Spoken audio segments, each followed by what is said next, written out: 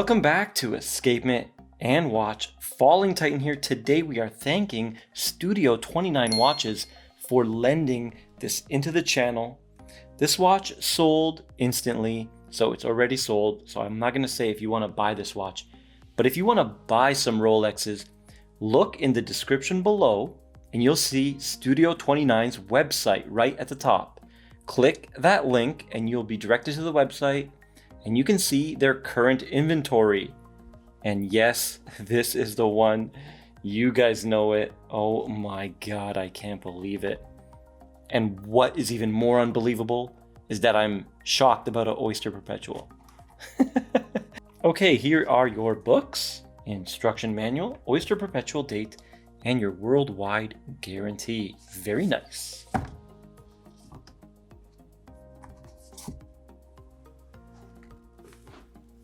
The box is off to the side, so let's begin introducing the Rolex Oyster Perpetual 124-300.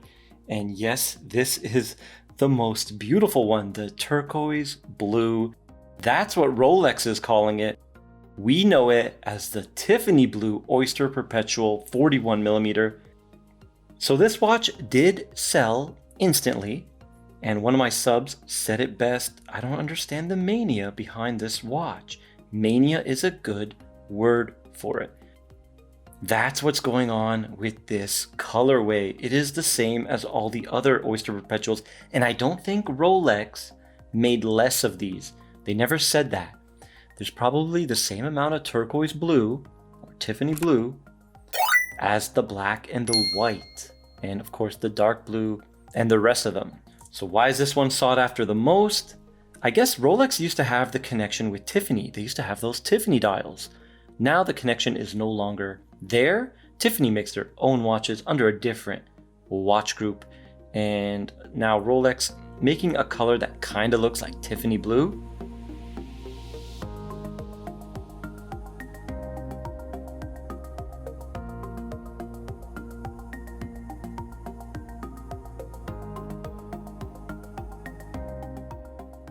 Is this watch beautiful? Absolutely gorgeous. It's just phenomenal, and it's really tough to see on camera. I hope my macros are bringing out the beauty. I can see why this is so loved. Rolex making this color makes a little bit of nostalgia, bringing back fond memories for people, I'm sure, creating a little bit more hype versus the other colors.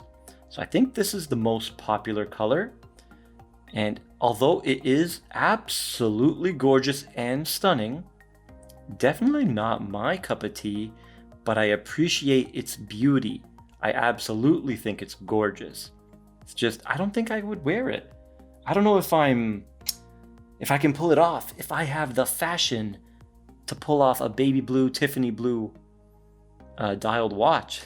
It does a little bit scream, look at me, and I'm not too fond of that. I like subtle watches. So this one, you should be aware that you're probably going to draw attention, and definitely make it not your first watch or your first Rolex.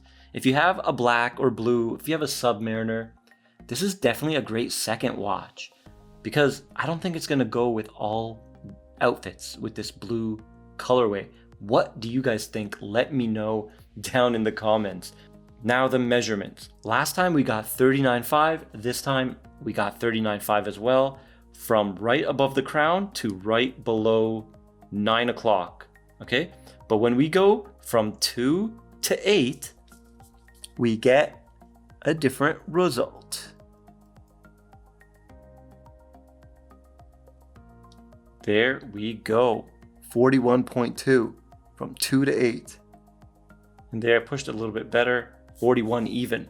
So it is a 41, but for some reason, from right above the crown, so right above 3 and right below 9, which should be exact, I get 39.5. So that is the discrepancy. Just wanted to show you guys that. So 41mm in diameter, 11.5 millimeters in thickness, and 47.4 lug to lug. An amazing wearable size. This thing is gonna wear great on many wrists. A Goldilocks size, in my opinion, Now the bracelet is a thing of beauty, typical Rolex oyster style, fits perfectly on the case, a little bit tucked in, so the lug is longer than that end link. And that is a beautiful look, and only Rolex can pull that off. It's phenomenal. We got the flip lock, completely brushed bracelet, solid links, solid end links, screwed links, solid case back, ready for your engraving to celebrate a life achievement, whatever it may be. We do have the Easy Link 5mm extension right there, and you flip it and close it upon itself. Excellent. This bracelet is so high quality. Big fan of Rolex bracelets. Rolex is calling that bezel domed, and it's nicely round, as you can see, and that crystal sticks out beautifully. A nice Rolex trait. I love that feature with the crystal sticking out, and it is a flat sapphire. Beautiful crystal. Now let's check out that dial. It looks liquidy, almost like enamel. It has a nice shine to it. Hopefully you guys can pick it up from the macros, and it is a beautiful baby blue, turquoise, whatever you want to call it, and it is just a stunning look. I love it. I'm a big fan of blue, as you can tell. If you follow this channel, you know I'm a big fan of blue watches, and this one, no exception. A stunning look. We got gold Rolex logo at 12 o'clock applied, and gold indices batons, double batons at 369, which is a beautiful touch, and baton hands in white gold. And the best part is the text, Rolex Oyster Perpetual, in black. And at the bottom, superlative chronometer in black, officially certified.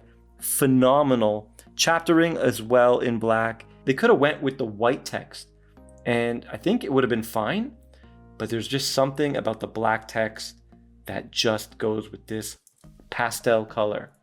Now the price. Oh God. Okay, so now the price. Oh God. All right, so here's the story. The price is market price, okay? But I was told by Studio 29, guess what this sold for? And I was like, oh, you know what? It's an OP, simple three-hander, no complications, no decoration on the movement, not really a precious metal watch. I was like, you know what? It is a hot color. And I guessed 11. And I was off by more than that number I just said. So it's ridiculous, and there is mania behind this color, but it is beautiful, so I'm torn. Here she is on my 6.5-inch wrist. There she is, looking fantastic. It's a bit large for my tastes, and the lugs do hover a bit, as you can see, right there and there. So just a tad big. I do wish, like I said in my last video, they made a 37.5. Bridge the gap between 39 and 36. I know 39 is gone, but yeah, that's just a wish for me, and I would love to own an Oyster Perpetual if that ever happened, but it probably won't, so I probably won't. Okay, we're gonna check this watch out on the time grapher. Is there any point? Superlative chronometer, 31 joules, 28.8 VPH, the new caliber, 32, 30, 70 hours of power reserve, parachrome hairspring, which means it's anti-magnetic, and a brand new escapement, 15% more efficient, the Chronergy Escapement. That is a mouthful. And 0, 0, 0, 0. The first 4 perfect marks on this one. 0.3 milliseconds in beat error, so a little bit of beat error. We're going to do 8 rounds, and we are on the 6th round, -1 on the 5th round, and -1 for 6th. 293 amplitude, very strong, -1 again, and the final mark, the 8th round, and -1. All right, beautiful. Now let's check 12 down. Rolex regulates these to 6 positions. We're gonna let the watch reset because it just got flipped and flopped. And now 8 more rounds. So the first mark was -1, dial up. Remember that. Now let's see. Typical to get a drop in amplitude. Yes, we did. 266. But the beat error went down to 0. That's interesting. Usually it goes up by 0.2 when we do 12 down. So this is interesting. Maybe the way Rolex regulated this one, each movement is probably slightly different. Yeah, most likely it is. This one is going to be 12 down most of the time. 0.0 milliseconds. Yes, very good. But look at the rate though. +2, +2, +2, and the final number +2. So -1 and +2, it's going to average out on the wrist at 0 or 1, and it just went to 0. Good job, Rolex. Here she is in the half lighting. What a beautiful, stunning green blue dial. It is unbelievable, this turquoise. It is such a handsome looking piece, a fun piece, a playful piece. Definitely a second watch, in my opinion. What do you guys think? Let me know down in the comments. Are you in love with this Tiffany Blue Rolex? Are you on the wait list? Are you dying to get one? And if you like this video, please like, share, and subscribe, and I'll see you in the next one.